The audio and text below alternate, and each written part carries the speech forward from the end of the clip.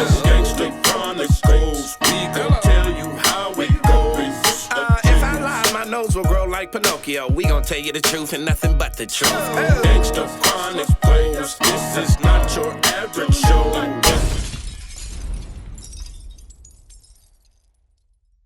Last time me and you was talking, man, we was on the phone building on some different stuff, man. Then you got caught up in the case. Oh, yeah. Yeah, I don't know if you can speak on that or can't speak on it, really. Yeah, it's over. The case is over, you know what I'm saying? I just got a leash on me, but case over, you know what I'm saying? It is what it is with that motherfucker. Like, they did some janky shit. Yeah, we're not even gonna really go into the charges and stuff because that's a story that's been told over and over again. Right. You know, in great detail. But one of the things that really tripped me out that came from that, because we've been talking for a year about, you know, you coming to sit down. Oh, yeah. And you had told me that they had you on something, man, where pretty much you were suspended. You were not allowed to access the internet at all. Yeah. They gave me these things like, they call them special conditions, and it's from the judge. It's not a recommendation, it's an order. So he gave me special conditions of shit that ain't got nothing to do with my case. You know what I'm saying? So, and I got to abide by them. But I've been abide by them, so it's cool. You just, it just don't make sense. Like, you can't have a beer. I can't have a beer. Not that I drink beer or anything, but you just putting restrictions on me for nothing. But no internet access, no motherfucking cell phones and so forth on, you know what I mean? So, gotta ask for permission. This. This is a slew of shit. It's crazy. Well, you might as well be back in jail at that point. Pretty much, you know what I'm saying? But it's all good. You know, they come with ways to try to beat you. You just gotta beat them. You know what I'm saying? Like, I'm gonna do what you said. It's cool. Yeah, really, you don't have no choice. Yeah. You don't have no, you know, what's the alternative? You know what I'm saying? Go back and sit in the box. And I think breathing this cold, breathing this air out there is the blessing. You know what I mean? I think you appreciate stuff a little bit more when you're locked up. Yeah, real talk. Hell yeah, you do. You know what I'm saying? What was the biggest thing you missed when you was locked up? Well, we know what that is. Sex. Women. Women, yeah, I for love sure. women, man. So, you know, that was a big. Other than that, I was like in there. I was able to trade my stocks, do everything. Had somebody on the outside. I was able to trade my crypto, everything. So I was doing good. I was killing it. You know what I mean? And the inmates, everybody would give me the TV to do my trading. So I had no problems. It was kosher. Yeah, me and you was talking about that a little earlier off air about you and the day trading and different stuff like that. Now, Yeah. I always see you talking about different Bitcoins and different coins and stuff like that. Actually, I messed around and signed up. I forget which one it was. I signed up for it, and I think we made a few dollars off of it. One of them coins, me and my wife signed up. I said, because my wife, I saw her messing with her app, and I said, my homie was just talking about that. She said, make an account because we get money, and we do this and that, and we actually made a few dollars. Yeah. People don't understand like crypto, but like once it go down, it'll be sky high. But yeah, it'll fall. But as long as you still holding and you holding long enough, it's just building layers, and then finally, bam, you hit that boom again. You know what I mean? That boom could come in. It's for sure gonna come every halving. You know what I'm saying? But you just can't. You can't really time it when it's gonna come. So you just either in or you out. You might not. You might say, oh, well, it's gonna be down for 4 years. I'm gonna just wait. But what if it go up too high and stop at that level? You know what I'm saying? A high level and don't go down.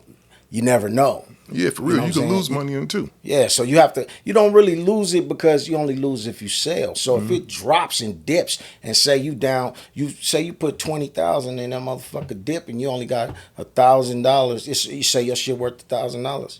You just leave it alone.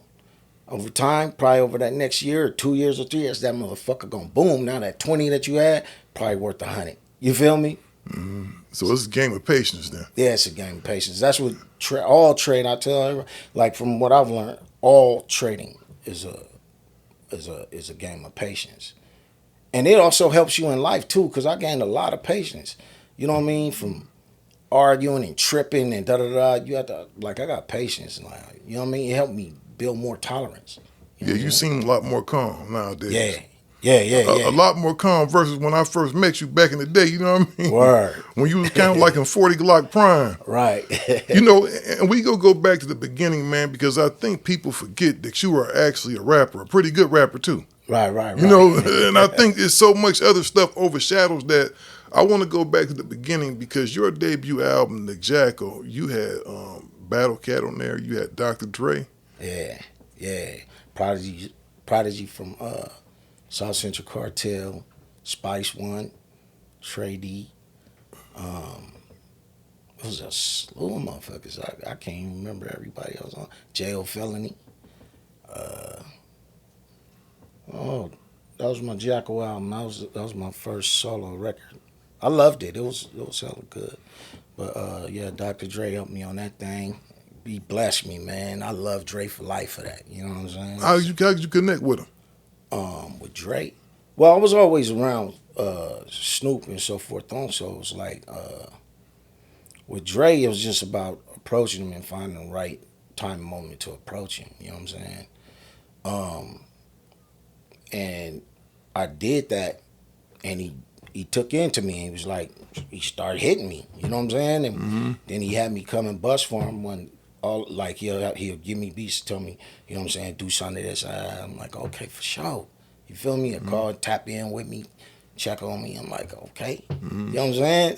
Like, kept it super solid. Like, you know what I'm saying? I used to tell him, like, bruh, you the Abraham Lincoln of rap to me, bruh. Like, nigga, you know what I'm saying? Yeah, for real. And, like, I've always been, Dre been one of my number one fans, you feel me, since I was younger. And he knew that. He like, I peep your number one fan. I'm like, hell yeah, you feel me? Like, when I first met him, though, that was an experience. I think I was on it was a city bus or it was a city bus for sure. You know what I'm saying? But I got on it and I had this little female with me.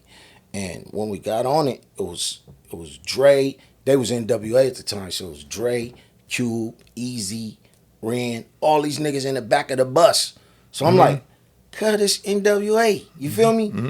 I'm like, boom. So I'm sitting there, Easy cock his feet up, like, bop, and put it across the chair. It was like, only bitches allowed back here. So I'm looking at my bitch, and she ready to go back there on me. You feel me? I'm like, and then Cube, I think it was Cube and Dre was like, you know what I'm saying? They like, man, let that little nigga in, man. Leave that little nigga alone. You know what I'm saying? And he was like, Easy, pull his feet down. Like, I was just playing. They don't think it's blah, blah, blah. So then we was chilling, and, you know, they all flirting with my bitch, fucking my bitch, but then they was all clowning. I'm a little nigga, so it ain't really my bitch like that. You feel me? I'm wet behind the ears still. You feel me? But so they macking a little bit. I remember they was just joking around, but they was like, yeah, this, he was like, what'd he say? They was bagging on each other. And I remember one of them said something about Cuban Easy, and they was all bagging on each other, like, yeah, he got, this, you know him, he said he got crabs. You feel me? I'm like, oh man, these niggas wilding. But they bagging. Everybody bagging. I'm chilling. I'm like, I can't believe it. Like, cut the homies ain't gonna believe me when I get home. You feel, nigga, I got there. Nigga, I was just with NWA. Everybody looking like, yeah, right, nigga. So I hadn't seen Dre from decades from then until way up when I got older. But they used to, my homegirls from my hood, Easy had signed them. You feel me? He had signed JJ Fad, which is Wanda Denia and them and Juanita and them. You know what I'm saying? Yeah, for sure. A lot of people don't know they from the IE. Yeah, they from the IE. They come from Colton. You feel me? They come out of the zoo. You feel me? Yeah, that was Ruthless Records' first platinum plaque. Yeah, you know what I mean? So, you know, we also always see them doing their thing in the hood, da-da-da. And, you know, when they got with Easy and all that, we was super, like, loving them for that. Like, they doing their thing, you feel me? And, like, my bro, Stank, he was going with one of the lead ones, Warner. So it was like, you know, everybody's, this shit Gucci, you feel me? And as we got older, you know, they'd be rehearsing, right?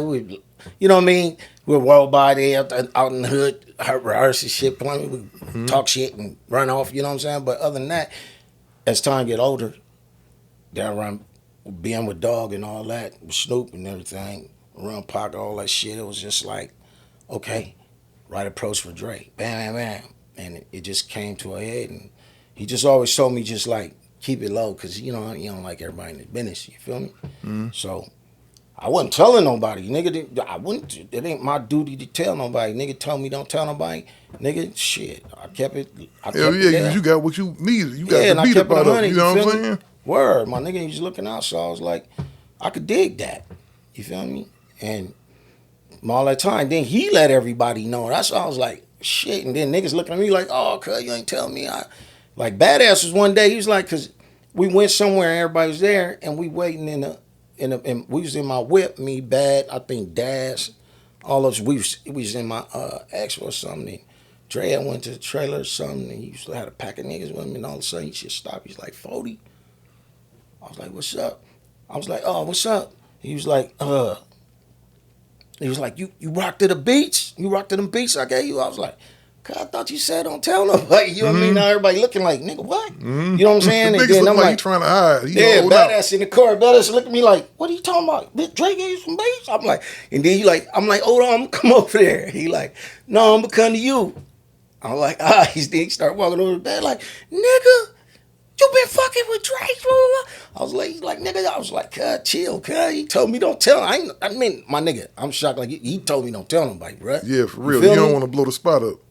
He like, nigga, you one of my best friends, 40. I'm like, cuz, yeah, nigga. Then Dre walk up, boo. He like, Dre, oh, what's up? I want to be. You know what I'm saying? Now, that's why he's probably doing it. You feel me? Like, everybody gonna be on, you feel me? But he did the shit, and then he put it in. He was like, nigga, come in the trailer, blah, blah, blah. Let's spit that shit, da, da, da. We did all that. He was loving the shit. You feel me? He was like, 40, man, you a hustler, man. He was like, nigga, you got everything to do what you want to be, my nigga, and get what you want, my nigga. And keep in mind, not to cut you off, bro, and my apologies for cutting you off, Oh, but nah. I want to just, so the audience knows, you were real young when all this stuff was going on. Oh, yeah. Hell yeah. You was real young because you was like 16 when you first started messing with Snoop and them, right? Well, I was hella young, yeah. I was super young, bro. You know what I mean? And a lot of times, because you see me so thugged out and with older homies and shit like that, everybody was just like, oh, wait, hold on. You know what I'm saying? And I grew into the process. Yeah, because you was a little kid for real, dog. Because Yeah, I we was remember young, I used to hear about you, dog. I used to hear about this little kid. You was like Yeah. almost like the, I was now I don't want to say the active-ass orphan, gangbanger. almost like the, just imagine a West Coast orphan, but the rappers is his Right. like godparents and kind of, you know, the people Right. taking care of him and stuff like that, right? Right. Instead of you going to a what they call them houses, man, Halfway. instead of you going to a boarding school or whatever like Oh that. yeah. Well, I was on the run, so I didn't have like no I didn't have none of that to go to. Like I get caught, I'm going to jail. You feel me? So I go to juvenile hall. So I had to stay out the way like that, but I was always just streetwise, super overactive gang banging. You feel me? To where it was beyond. I didn't expect to make it to 17 and 20 and shit like that. I'm like, fuck that shit. We ain't living that long, bro. Young niggas used to tell me, nah, nigga, you tripping. Yes, you can live that long. He's like, no. Nigga, wait, my homies, we all dying and we putting in this work. Nah, we not, because we finna die for the hood, nigga. This is like, I'm programmed like this thing that we got to do. And it's like, grew. And I'm learning more, you feel me? And I was just like, wait a minute, cuz, like, this path is fucked up. Hold on. I'm like, I can't live this long. And I made it to 21. I was like, fuck. You feel me? Then made another birthday. But I went through a lot. Don't trip. I got battle scars. You feel me? Yeah, because I got war wounds yeah, like a for sure. motherfucker. You feel me? So